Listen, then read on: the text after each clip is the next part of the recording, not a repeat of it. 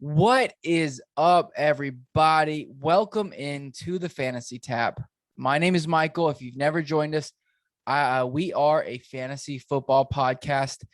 Every once in a while, John and I will do separate episodes. John is the other host. So thank you for tuning in. If you guys could do us a huge favor, subscribe to the YouTube channel if you're new to this channel. Also smash that like button. It really helps us out. We truly appreciate it.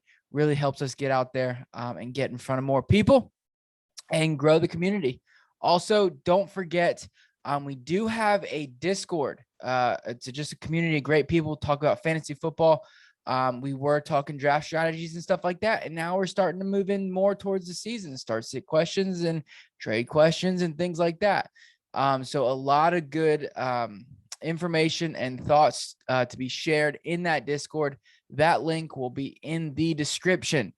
But let's move into today's episode. And I'm really excited for this because it's not just going to be one episode.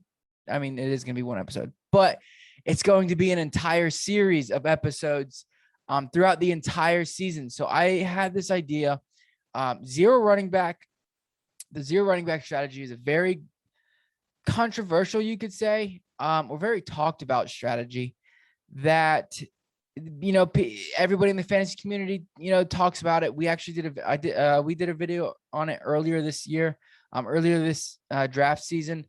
If you're interested, if you still have a draft coming up and you want to know more about the zero RB draft strategy, go check that video out. I'll put that link in the description as well for you guys. But pretty much real brief, if you've never heard of it or, maybe new to fantasy football, zero running back, you don't take a running back in the first few rounds. A lot of people say the first 6 rounds. Some people say the first 3. I mean, there's no wrong way to do zero RB, in my opinion. Some people, say, yes, there is. You have to wait until the 6th round to take a running back.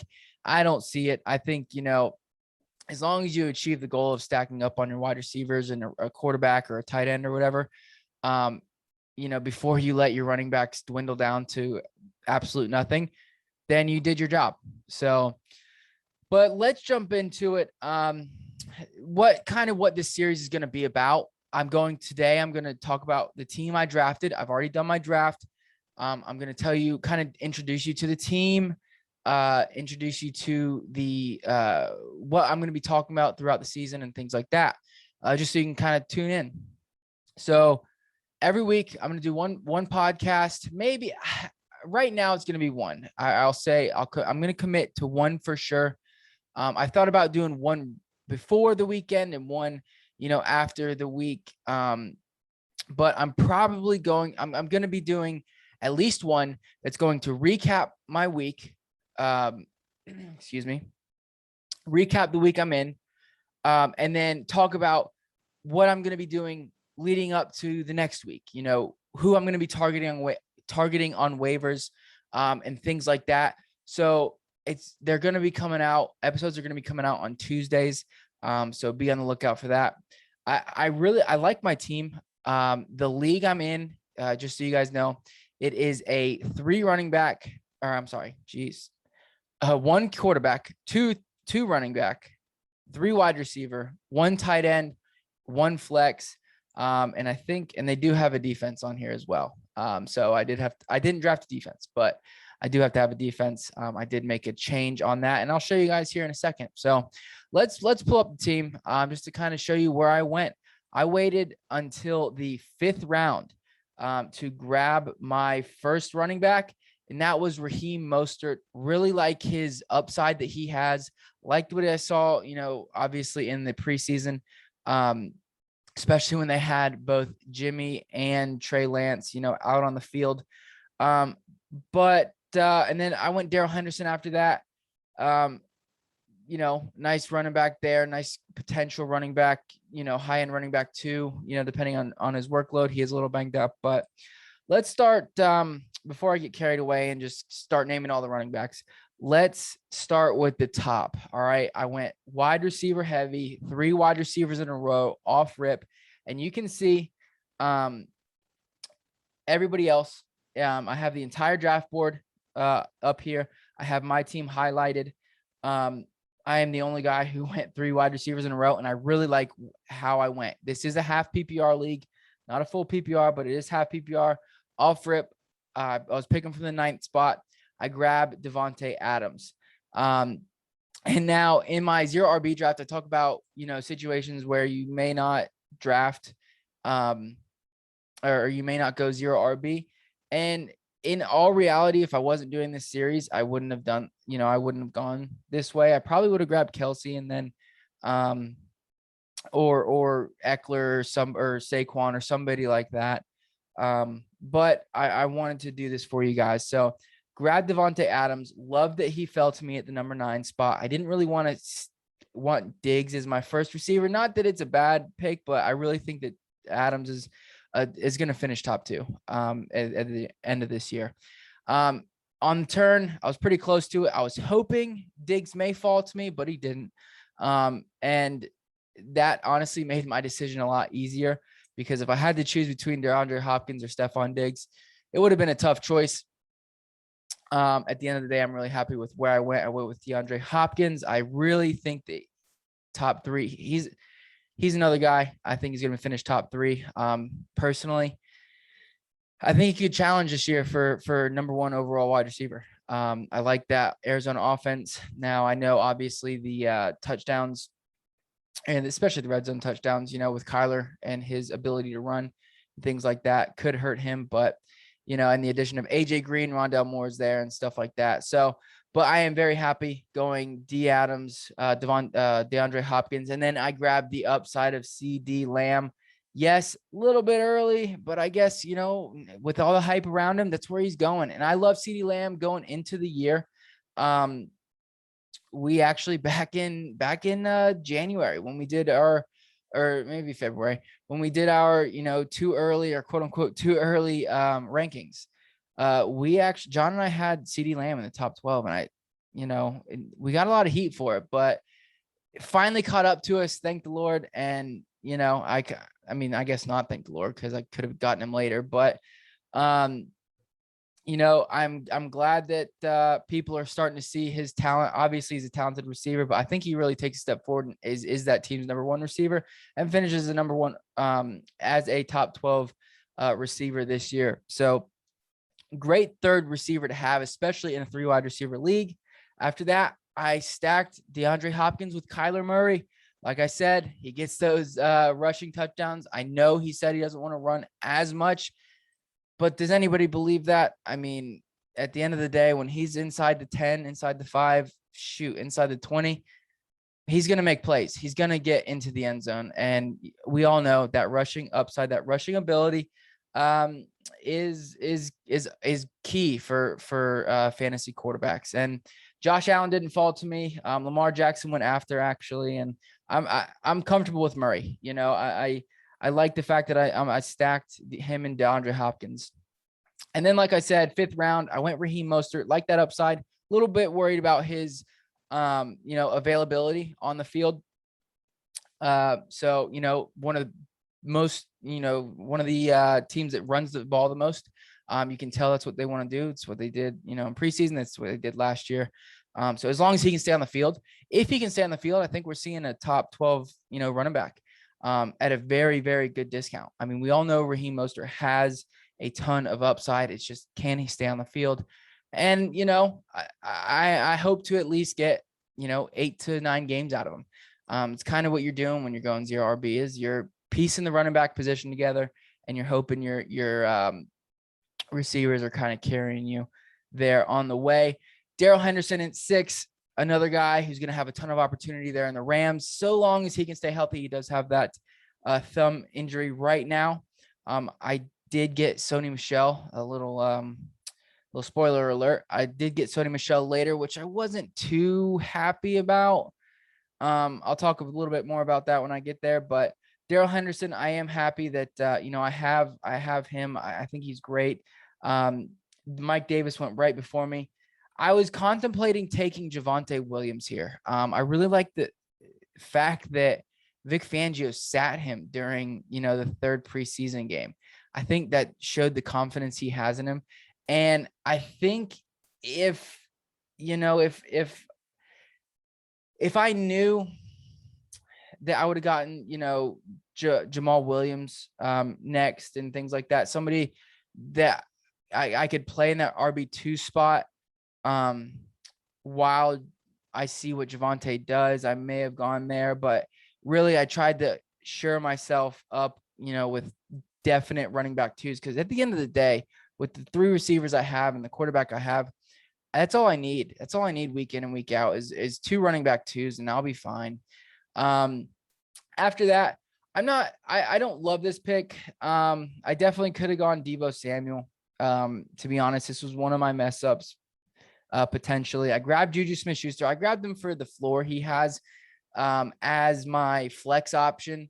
So I know safely, in a half PPR league, I'll get, 10 points out of him,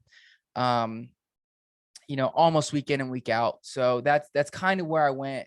I went with safety there more than upside. And I think with Deebo, I could have gone there. I could have gone with Deebo with the upside. But again, is he going to stay on the field? That was my only concern. So I went with Juju instead. And at the end of the day, I don't think it's going to make a huge difference, but especially with the receivers I grabbed later on and other running backs. So I do like the fact that I know I can, I can put Juju in that flex spot and expect to get about 10 points or so. After that, with DeAndre Swift being banged up already going into the season, I grabbed Jamal Williams. I think he might be a week 1 starter for me, depending upon what DeAndre Swift does. So that's why I went there with Jamal Williams. I think he's going to, he could find himself in a good position to have a bulk of the work if DeAndre Swift goes down. Now, even if DeAndre Swift is available, I still think we saw it when Jamal Williams was in Green Bay. I think he still has some fantasy value. So that's why I kind of reached for him a little bit, grabbed him in the 8th round. But I like him there. I think, like I said, with the Andrew Swift injury, that's kind of why I grabbed him where I did. And then one of my favorite targets, Darnell Mooney. I know he has Andy Dalton there right now with, as his quarterback. And it does worry me a little bit, but I think this is going to be Darnell Mooney season. Grabbed him in the 9th round. At the end of the 9th round, I think he's a wide receiver 3 all day. And to be honest, I think he has wide receiver 2 potential, especially if Justin Fields can get in there and get some rhythm going. So like that. And then probably my favorite pick, it was between him and Higbee. Higbee went right before, so I didn't have a choice. And I went Logan Thomas. Love this pick. I was talking to a couple buddies and I wasn't too hot on Logan Thomas originally. And then I'm like, but it's Fitzmagic and it's Fitzmagic, Mike Gesicki, did great when Fitzmagic was in. And, same thing with Logan Thomas. They don't have a ton of weapons there. They have Terry. They have Curtis Samuel, who is banged up a little bit. And they've got a rookie in De'Ami Brown. So obviously out of the backfield, Antonio Gibson. But I think Logan Thomas is going to be in for his fair share of targets and touchdowns. And getting him, in the 10th round, I think I got him as the tight end 10, 12. So somewhere around there. I should have counted, but I just brought that off the top of my head and wasn't prepared for that. So love that I grabbed Logan Thomas. Then I went upside with Ramondre Stevenson. Something happens to Damian Harris. We all saw what Ramondre can do. I talked about him a lot since, before he was drafted. I loved Ramondre coming into the year. Sony Michel. This is the pick. I'm like, I don't love it because I've got 2 Rams running backs. And I'm not going to use both of them at the same time. So one's going to just hold up a spot. Now, one reason I did this, and this is kind of my thought process behind it, is I know so long as one of them is healthy, I should have the Rams top running back, no matter who it is. So that's kind of why I did that. Like I said, not my favorite pick, but it is what it is at this point. I think it's, just a handcuff. Like I said, it does take up a bench spot and that stinks, but It is what it is. Tyson Williams, grabbed him, just upside. Second, should be the second string running back there for the Baltimore Ravens, behind Gus Edwards. And of course, another team that loves to run the ball. Love getting these guys on teams that love to run the ball, especially running back spot. That you can get later that are the second string guys, because at the end of the day, if something happens to if something happens to Gus Edwards, I think we could see Tyson Williams with a real opportunity to have some very, very solid fantasy football weeks. So very glad I got that pick. Then I forgot we were doing defenses, and that's kind of where I messed up a little bit. Grabbed AJ Green. Love AJ Green this year as a sleeper, as a late round grab. But I like KJ Hamler's upside compared to AJ Green. So that's why I went back-to-back AJ Green, then KJ Hamler. And to be honest, I dropped AJ Green right after the draft and picked up the New York Giants defense. They're actually playing the Denver Broncos week 1. So it could be a good week for them. Getting maybe a pick or two off Teddy B, maybe, depending upon, their defense is pretty good. So picked him up, dropped AJ Green. Overall, I like this team. Couple changes, like I said, probably would have thought out the Sony Michel pick a little bit more, and the same with the Juju Smith-Schuster. But overall, I like this team going 0 running back. Now, next week, I will come out with the show on Tuesday. This is just a precursor show to kind of introduce.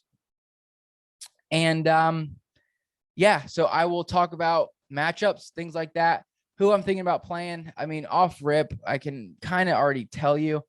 Obviously, my top 5 I'm starting, as long as Darrell Henderson is healthy. And then after that, my flex spot is probably going to go to Jamal Williams if DeAndre Swift is out. But we'll know more on Tuesday. So, guys, thanks so much for tuning in. Like I said, this is going to be an entire series. The entire year we're going to be doing this. So hopefully I make it to the championship, because, that would just look great, right? But all right, guys, thanks so much for tuning in. Don't forget, subscribe to this YouTube channel, to our YouTube channel, like this video, share it with a friend, join that Discord. Thanks so much for tuning in, and I will see you guys next time. Love you.